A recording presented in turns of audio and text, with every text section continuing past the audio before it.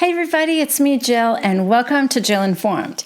This is the recap of The Real Housewives of Salt Lake City, Season 1, Episode 16, The Reunion Part 3. This is the last part of the reunion, and it's a doozy. I gotta tell you guys, you know how, when there's 3 parts to the reunion, usually part 2 is filler. They're kind of trying to stretch it. You get that they want more advertising dollars or whatever it is that they want to stretch it out into 3 parts.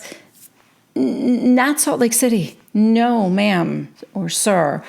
This is exactly what they needed. 3 parts, each one filled with content. I mean, last week I think was the best part 2 of any franchise I've ever seen. Because they usually want to start off with a bang, so there's something juicy in part 1, and then they want to end with a lot of good stuff. Yeah, for sure, all 3 parts of this were warranted, and there's a whole bunch of stuff going on here in part 3, so let's just get right to it. All right, we start off with the husbands out there. They're all participating, either in person or on the Zoom call. We have Justin, Sharif, and John all there in person. Seth and Robert Sr. are on Zoom. Seth is in the land of opportunity, as he calls it, Canton, Ohio. And Robert Sr. is either shy, which is what Mary is saying, or possibly immune compromised and avoiding travel during COVID, which is what Andy asked him. Unclear exactly his reason for not being there. Side note, it's very Wizard of Oz how large the heads of the men who aren't there are. It's an enormous screen behind the ladies because all the men are sitting behind their wives. And so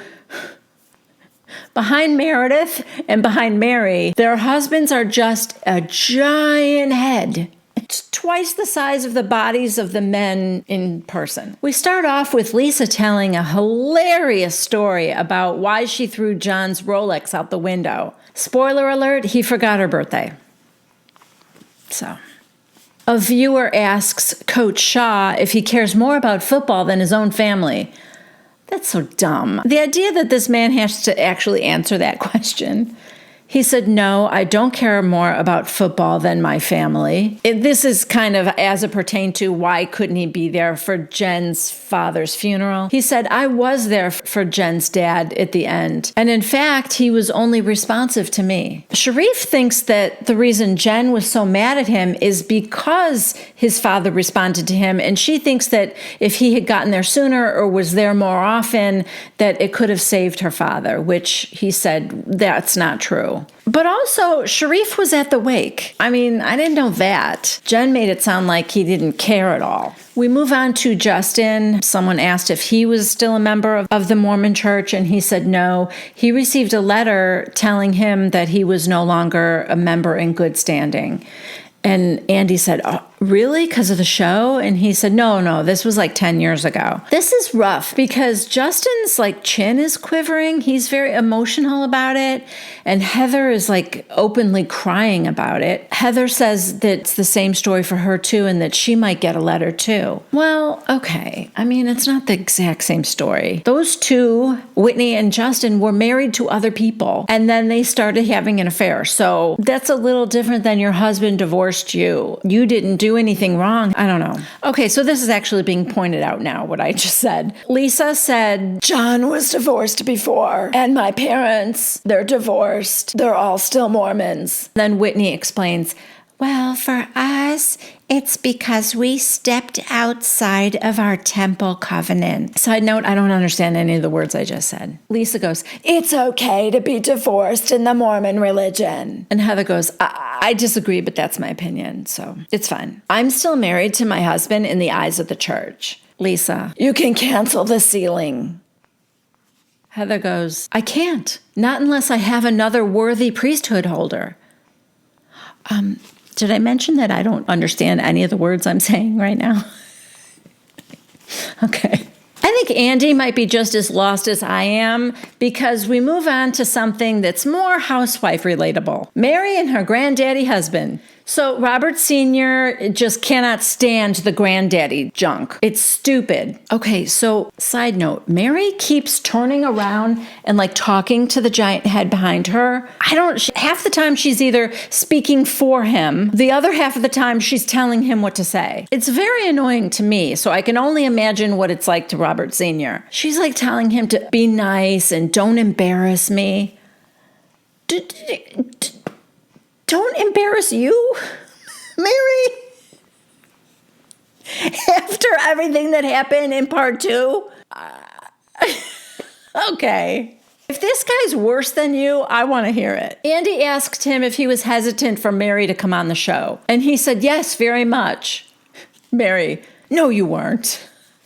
What? Then she says, he's not as strong as me. Mary, you are the worst. God, I hope she's back next season. So Andy says, Robert, why were you hesitant for Mary to join the show? And he said, because everything that's happening right now, I knew it was going to happen. Mary is like completely turned around in her seat now, talking to the giant head in a quiet yet threatening tone. She's like this, stop it. You're being negative, but it's all positive now. Jen and I made up. How about that? Robert Sr. wants people to know that they did not marry for money. He said, I think everyone thinks it's money, money, money. Well, you didn't marry for money. You got the inheritance. But what about Mary? The other thing is he can't stand the granddaddy junk. It's just stupid. He said, I was 22 years old when I married Mama.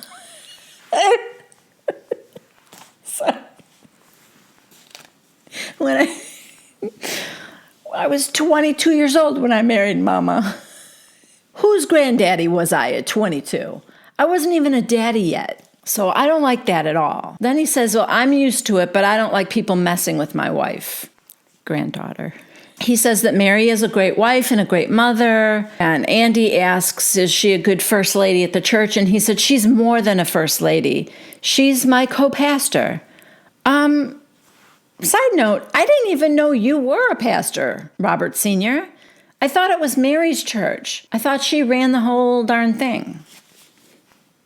He's like, she's my equal. He's very kind and complimentary. He really is. Way more so than Mary has ever been to him. Mary, who's like, I think I love him. So Mary starts tearing up and, Andy asks her what that's about. She's emotional because he's saying such nice things about her. And then she says, I never gave Jen a chance or accepted her for who she is. And Jen said, thank you, Mary. So now Coach Shaw imparts some words of wisdom that, makes people fall in love with him and makes him sound like a very loving, supportive husband to Jen. And Andy even asks him, can you be my coach?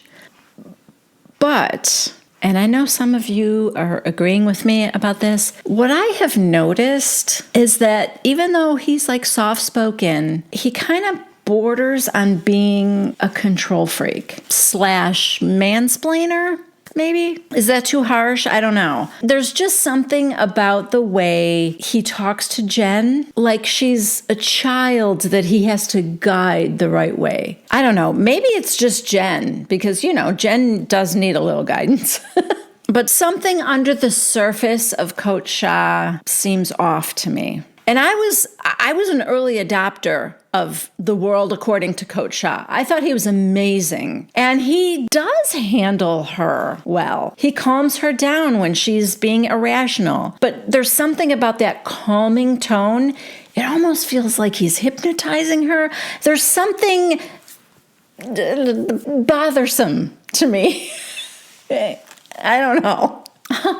Okay, this might explain my point better. Sharif, in front of everybody there, turns and apologizes to Robert Sr. for Jen's grandfather effer comment. Jen is sitting right there, by the way. I might be reading too much into this, but it was very reminiscent of like a dad who drags his kid back to the corner grocery store and makes them apologize to the owner and return the candy he stole. I don't like the power imbalance it seems like there is. He treats Jen like his child. Sorry, Robert. Little Jen knows better than to talk about your marriage. I apologize on her behalf.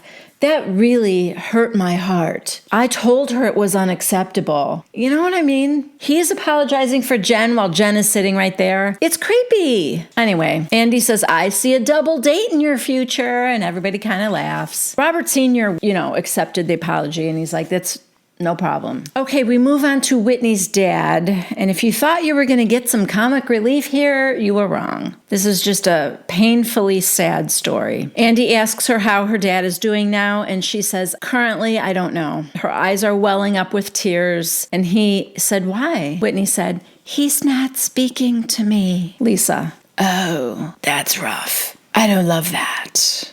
She and her dad were building back a great relationship, or so she thought. He came to her birthday, and then she never saw or heard from him since. Now, I don't know when her birthday is. I don't know how much time has elapsed, but she claims that she's been reaching out to him, calling and texting at least a few times a week, and he's not responding to anything. She said she imagined that they would watch back the show together once it started to air, and none of that ever happened. Andy just said, oh, I'm sorry. We were all rooting for him too. And she said, I still am, but it's brutal on my heart.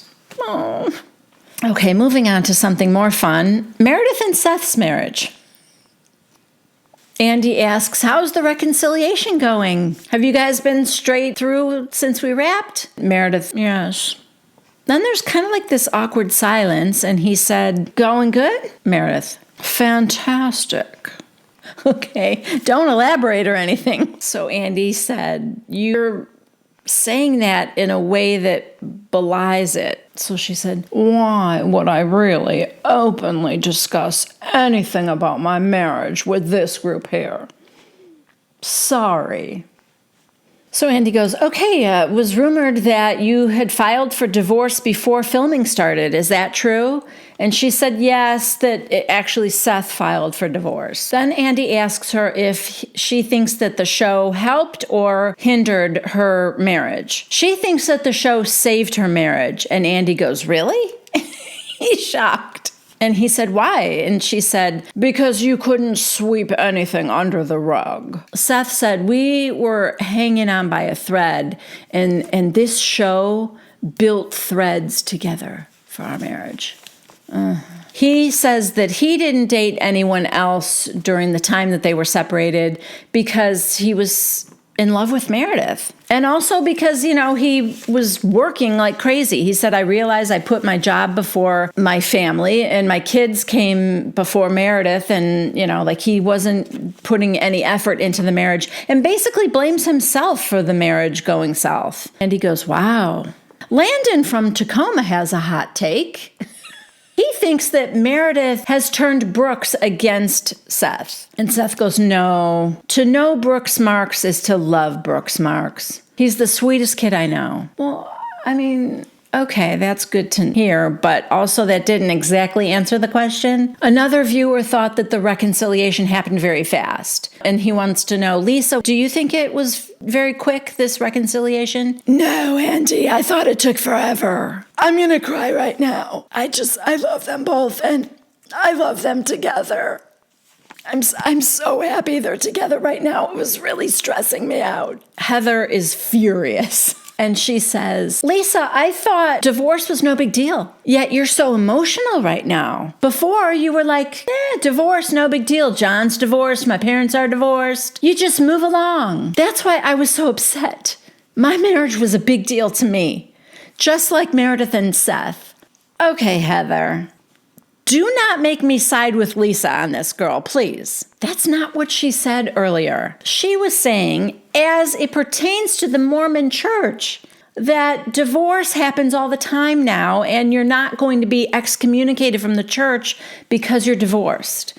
And then she was giving examples of John and her parents who are still Mormons. She wasn't saying you should quickly get over your divorce because it's no big deal. And I think Heather is purposely misunderstanding Lisa because she hates Lisa. Lisa says, Heather, I never discounted your divorce or judged you for it. Heather goes, you dismissed it, to use that word. How did Lisa dismiss your divorce, Heather? Why do you care what Lisa thinks at all about your divorce? I'm a little frustrated with Heather myself, you guys, and I really like Heather, but she's wrong here. She's like, just admit divorce is hard for some people, and that's okay. What are you even talking about? Thankfully, we move on to Jen talking about Meredith's marriage to everybody. Jen would like to not discuss it now because they're back together, so it's a moot point. Nice try, Jen. Andy's like, well, it was a huge part of the show. Jen said, well, there was a lot of other stuff that went on too. And I took the brunt of it. She's only blaming me. We all had a part in it. I did. Lisa, I did not. Just so everybody knows. Andy asks Sharif to weigh in. Oh, good. Jen, could you go get your dad for a second? The grown-ups want to talk. He said it was hurtful because he knew how much Jen enjoyed Meredith. Hurtful to who? To Jen? He's either defending his wife or he's throwing her under the bus again. Unclear. Andy says they all talked about it. Heather said, yeah, but I never disclosed any evidence to Whitney when I told her, out of respect for Meredith and Seth. And then Whitney said, I was just getting to know Meredith. And when she didn't want to talk about her marriage, I should have respected that and stopped right there. Blink, blink. And then Jen, who's also emotional, said, I'm sorry, Meredith and Seth. I never should have said anything. Then she says, I'm sorry to all of you. I'm sorry, Robert Sr. I love that they call him Robert Sr., not just Robert. And Robert is sweet. He is. He said, that's okay. Don't you worry about it, sister, at all. I liked that. Then Sharif, thank you. Thank you, Robert. Oh, Sharif, this is Jen's moment. She's a big girl now. Let her take accountability.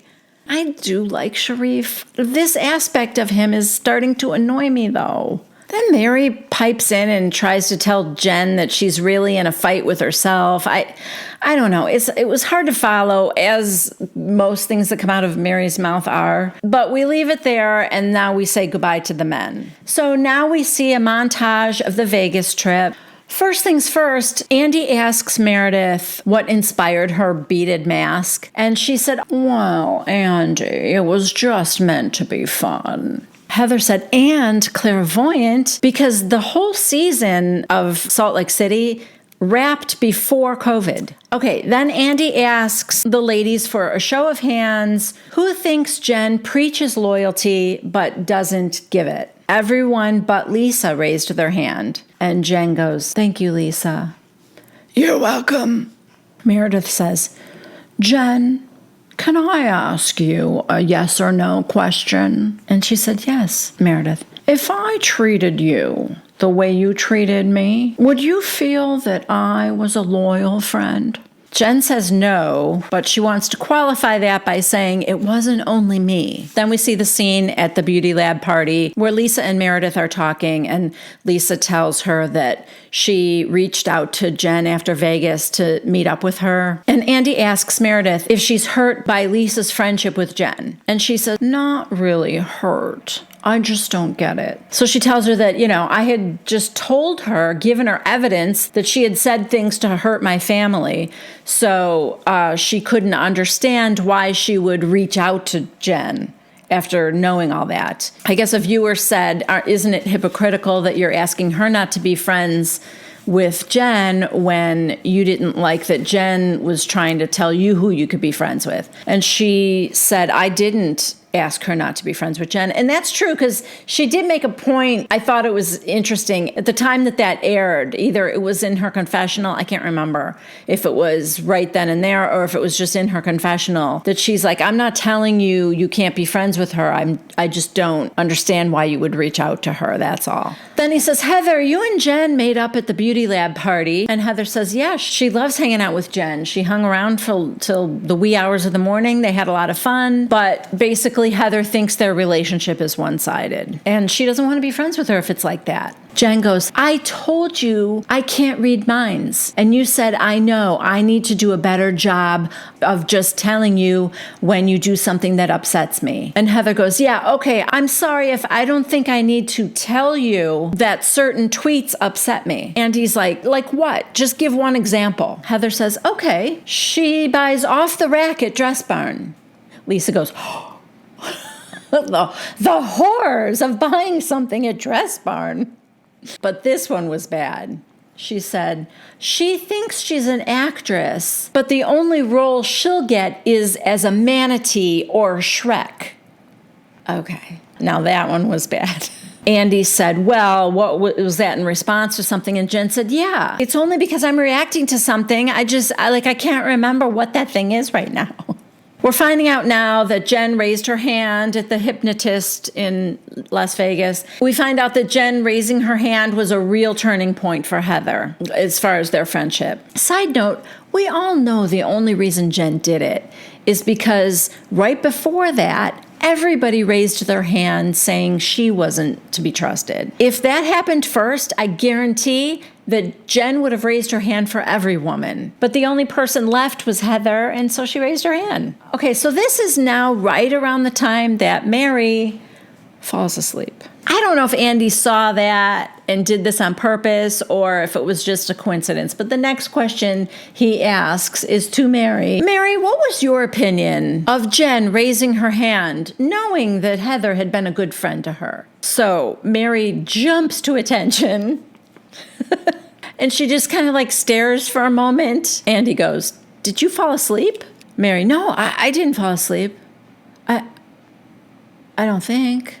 And he goes, it's okay if you did. Others have done it before. Is he talking about Ramona? Anyway, Mary goes, but I did hear your question. And Andy's so amused by this. And he goes, what was it? Not only did she get the question right, but she had an opinion on it. She said, I think Jen was hurt. And so that was just a dig at Heather. Then she's like, whew.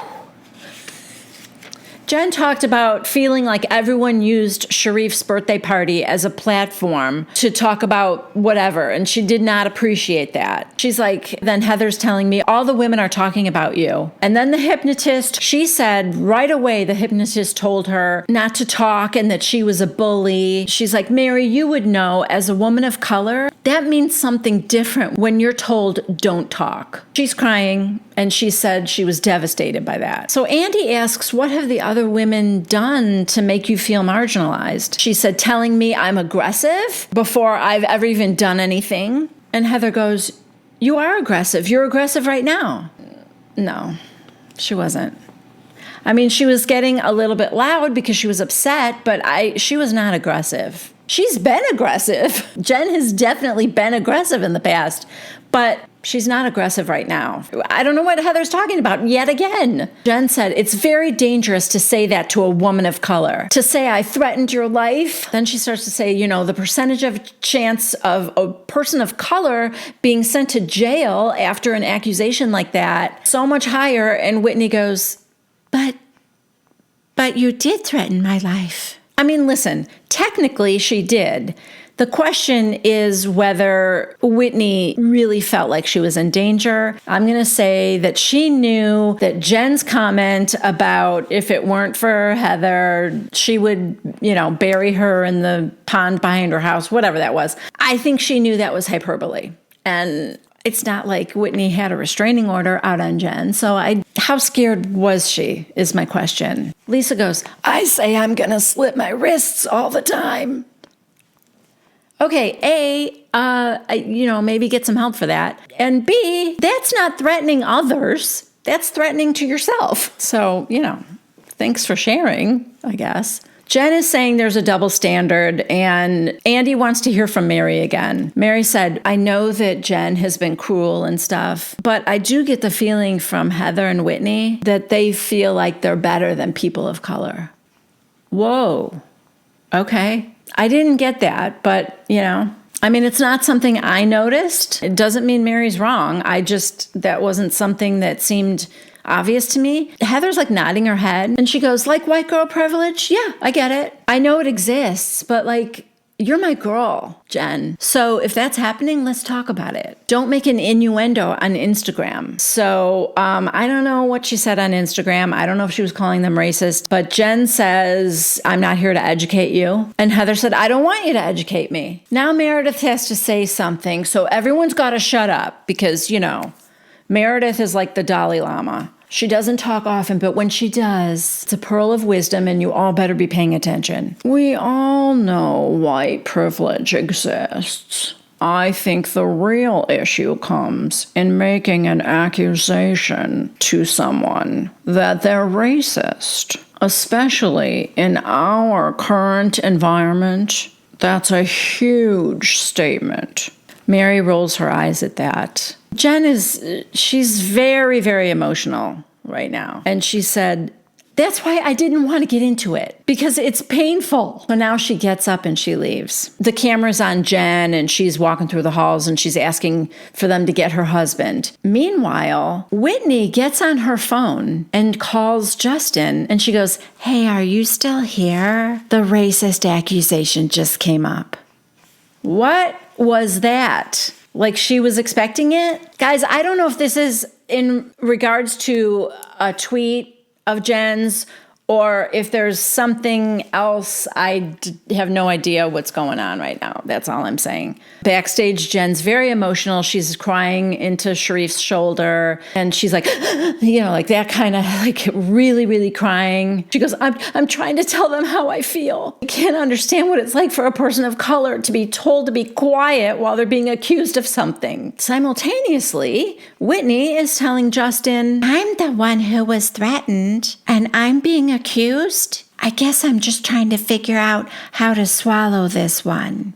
What is going on? Sharif says, I'll walk you back out there. So Jen gets back to her seat. Andy asks her if she's okay. And she said, yeah, I'm sorry. And he goes, no, I understand. So he's like, okay, we're back. Jen tells Whitney and Heather, growing up in Utah, you wouldn't know what it's like for a person of color. That's why I was trying to tell you it's different for me. I've dealt with it all my life. Jen says by not speaking up in the past, she was part of the problem, but since the movement, she thinks that now it's easier for people to speak up. Heather says she has learned a lot in the past year, and she thinks it's great. So Andy said, well, there was one great success tonight. Mary and Jen made up, and the Robert Sr. and Sharif bromance. So now we go around the room. Andy is asking the women, what is one thing you learned from watching yourself on the show? Let's start with Lisa. I really want to work on listening more. I talk a lot. Mary says the way I say things can come off as offensive or wrong. So that's something she learned about herself. Jen said, I need to work on communication so that friends can come to me without feeling threatened or afraid. Whitney says, my timing and delivery. Huh? I don't know. And she wants to own my voice and speak more clearly and confidently. Are you sure you want to own that voice? But Meredith's response just really takes the cake. And by the way, this is just a little wrap up, and I think this is the most Meredith has spoken the entire reunion, all three. I just want to say, last winter, I treated every single woman here with kindness and respect. And I do not feel that I received the same treatment in return. It's disappointing. Did you think she was done? Because no. I will say that Whitney and Heather immediately apologized. Jen, tonight was the first time I heard an apology from you that I felt was genuine. I'm telling you guys, this goes on and on. Apologies don't make everything right, but I do forgive everyone because that's just me. Oh my God, Meredith. So then she says to Andy, but you always say, how are you going to move forward? Well, I'm going to share that now. Trust needs to be earned. Lisa. Finally, it's Heather's turn. She says, I hope I can speak up and embrace everyone exactly where they are and not hold back. I'm not sure what that means. Also, it's been so long since Andy asked the question that I think we lost track of what the assignment was. Anyway, Andy says, well, I have some good news for you. I know you all love meat in Utah. We've got some meatballs for you. So they bring out meatball on a stick, and that's what they toast to. Do they not drink? No, they drink. This was strange. I mean, I get the callback, but really that's just for Heather. Does everybody else love meat on a stick? Anyway, he has Jen lead them in a toast. She says, here's to a great reunion and understanding each other. We've all come a long way today, and I think we'll be better for this. Lisa feels the need to add, To meeting in the middle. and even worse, Heather thinks she needs to add, how many licks? Ew. And then it starts snowing in the studio, and it's really pretty, and everyone's like, playing with it. Mary, oh God, you thought the show was over. Not quite yet. Mary tries to catch the snow on her tongue and then goes, oh, I don't think that's snow.